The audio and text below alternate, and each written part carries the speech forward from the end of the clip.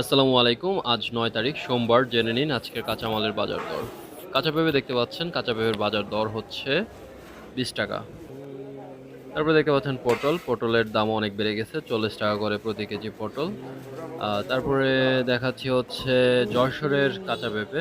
এগুলো আমাদের এখানে বিক্রি হচ্ছে ৳15 কেজিতে। আপনাদের এলাকায় কত জানাবেন। তারপরে দেখতে পাচ্ছেন এখানে মূলা আছে। মূলার কেজি হচ্ছে ৳40 করে।